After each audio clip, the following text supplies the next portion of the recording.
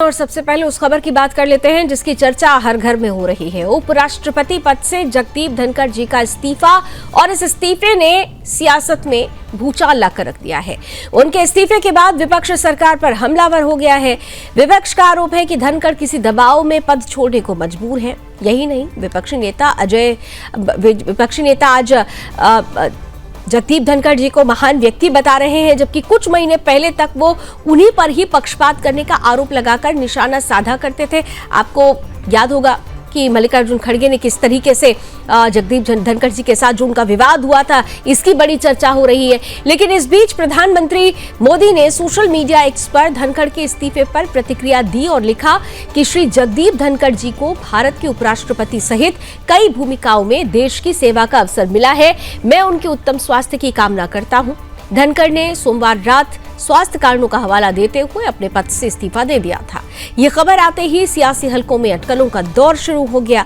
उपराष्ट्रपति जगदीप धनखड़ पर आए पॉलिटिकल कई रिएक्शंस इसके बाद आए, क्योंकि विपक्ष ये कह रहा है कि दबाव में ये इस्तीफा दिया गया है, जबकि इस पत्र में जो उपराष्ट्रपति पद से इस्तीफा देने के समय जब राष्ट्रपति द्रौपदी मुर्मू जी को यह पत्र जब भेजा गया तो उसमें साफ तौर पर जगदीप धनखड़ जी की तरफ से स्वास्थ्य कारणों का हवाला दिया गया था और जिस अनुच्छेद का जिक्र किया गया था उसमें स्पष्ट था कि इसके तहत कोई इस पर पुनर्विचार भी नहीं किया जाएगा। मतलब उनका डिसीजन, ये लास्ट डिसीजन है, वो स्वास्थ्य कारणों से अपने पद से इस्तीफा दे रहे हैं। लेकिन इसके बाद अटकलों का बाजार गर्म होता है। विपक्षी पार्टियां कई तरीके की संभावनाएं व्यक्त करने लगती हैं और उसमें खासतौर पर यह कहा जाता है कि धनखड़ साहब पर किसी तरीके का दबाव था और इसी वजह से उन्होंने ये इस्तीफा दिया। हालांकि अब प्रधानमंत्री ने भी उत्तम स्वास्थ्य की कामना करते हुए उनके आगे के भविष्य के लिए उनको शुभकामनाएं भी दी है। किस तरीके के पॉलिटिकल रिएक्शंस इस पूरी खबर पर आ रहे हैं, आइए एक नजर जरा सा उस पर भी डाल लेते हैं। No, it's very sad that he's got this sudden health issue. So our best wishes for his recovery. आज सवेरे और कल रात को जब मैं न्यूज देख रहा था तो उपराष्ट्रपति जी का रिसिग्नेशन दिया ऐसा पता चला। उनकी स्वास्थ्य अच्छी नहीं थी और कुछ दिन पहले एम्स में भर्ती भी थे। तो मैं डॉक्टर हूँ, समझ सकता हूँ अगर स्वास्थ्य अच्छा नहीं है तो वही कारण हो सकता है, ऐसा मुझे लगता है। हमारे जगदीप धनखड़ जी एक बहुत ही सीरियस और बहुत गंभीर और बहुत ही सिस्टमेटिक स्टडीड हो, मतलब हमारे उपराष्ट्रपति थे और उनका योगदान अपने देश के लिए बहुत बड़ा रहा है। हमारे हाउस में भी मतलब उनका काम बहुत ही सिस्टमेटिक था और सत्ताधारी पक्ष हो या अपोजिशन पक्ष हो, सबकी बातें सुनते थे। लेकिन उनकी तबीयत कुछ दिनों से ठीक नहीं चल रही थी, तो शायद उन्होंने अपना इस्तीफा दिया है। एक बहुत ही अच्छे आचरण के नाते हम उनका रिस्पेक्ट करते थे। तो एक उनका इतिहास में जब इतिहास लिखा जाएगा राज्यसभा का, अब तो बात तो सही होगी। जिस कारण उन्होंने इस्तीफा दे दिया है तो नेचुरली स्वास्थ्य के कारण तो है, तो फिर वो कौन क्या सवाल उठाता इसको कोई मतलब नहीं है।